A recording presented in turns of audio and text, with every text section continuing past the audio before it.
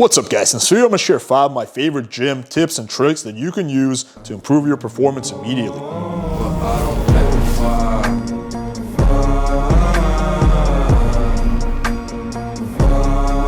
Alright, so I want to preface this video by saying I'm by no means a fitness expert. There's a lot of YouTubers who are way more jacked and knowledgeable than me when it comes to fitness and training and all of that. So you should check them out if you're looking for a lot of nuanced fitness information. I'm just a guy who likes to go to the gym and try a lot of different shit out. And some of the things I've tried have seemed to work really well for me. So the point of this video is just share a few simple tips and tricks that I haven't really heard anyone mention anywhere else. However, none of these things are going to be a substitute for the basics. If you want to really have success in the gym, you have to focus on the fundamentals, which is, progressive overload, getting stronger on key lifts, being in a calorie surplus if you're trying to put on mass, being in a calorie deficit if you're trying to lose weight. Those are the things that are going to make a real difference. All this stuff is going to be icing on the cake. All right, so let's jump right into these little tips and tricks. The first one that I've discovered that's worked well for me is training on a fasted stomach. So I noticed a little pattern. Whenever I would eat breakfast and I would go to the gym, I would lift probably 10 to 15% less than when I would train on an empty stomach. It wasn't like super substantial, but it was noticeable. And then at some point about, I think 2 years ago, I started incorporating amino acids. So I would take some amino acids on an empty stomach, half an hour before going to the gym. The company I personally use is Perfect Amino. I'm not in any way affiliated with them. I don't give a shit which company you use. This is just the one that I personally use that's worked well for me. And so when I would do that, I noticed that my lift increased further by an extra 5%. So I would probably be able to get a total of 15 to 20% training on empty stomach with amino acids in my system. So again, I'm not sure if it's going to work for you, but it's worked quite well for me. So nowadays, I always train in a fasted state. Never do I eat and then go to the gym unless it's my second workout. I'm just trying to do something real quick that I didn't do the first time. Second big tip and trick is hitting legs first before your key lift. So let me kind of explain this.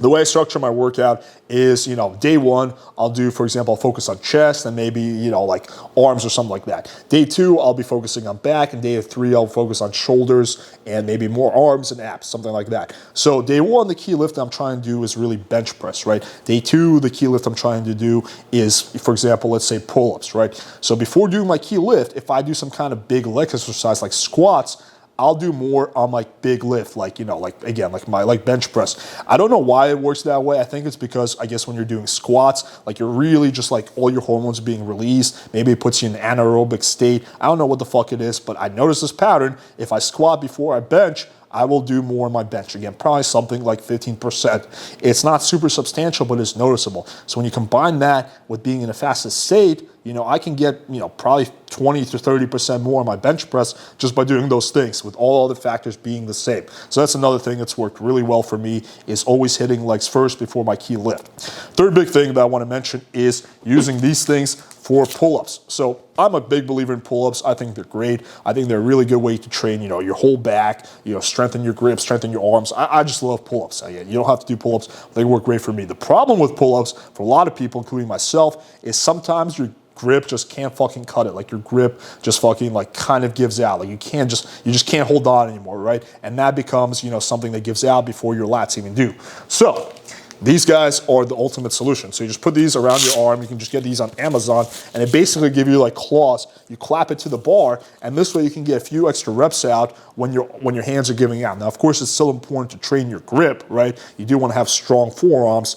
But, if you're really focusing on lats, then it can be definitely advantageous to get a few extra reps out and really maximize your lat workout by using these grip things. So I personally like to use them when I'm doing pull-ups. Another big thing that's worked really well for me is writing out my goals.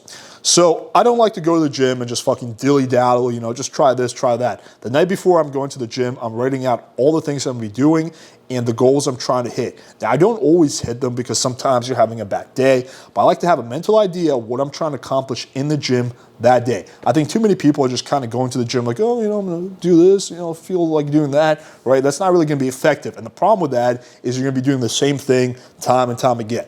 Every time you go to the gym, you want to make a little bit of progress, or whether that's putting one extra rep in, or doing one extra set, increasing the weight by 2 pounds, by 5 pounds, whatever it is. That's why I think it's really important to write down your lifts and write out your goals. Because sometimes when you get to, especially when you've been training for a little bit, you get to a plateau where you really can't increase things that much. Like, I'm like that with like my chest right now. It's like I can't really increase it significantly every time I go to the gym. But so my goal is just get that one extra rep in. If I get that one extra rep in every time, maybe after a few weeks, I can add a little bit more weight weight as I drop the reps, and that's kind of my progression. So you always want to be progressing.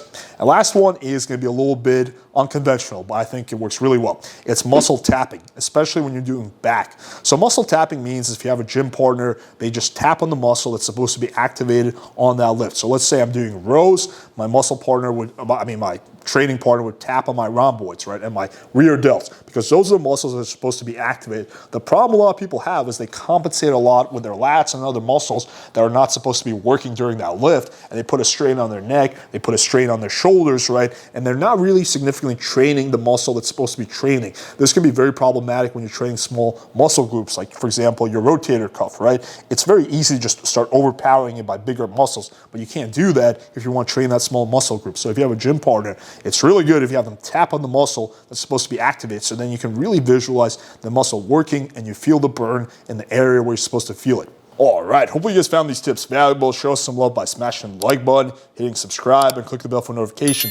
Let me know in the comments if you want to see more of these fitness types of videos, or you want me to just talk about fucking texting hot ass girls. Thank you guys for watching, and until next time.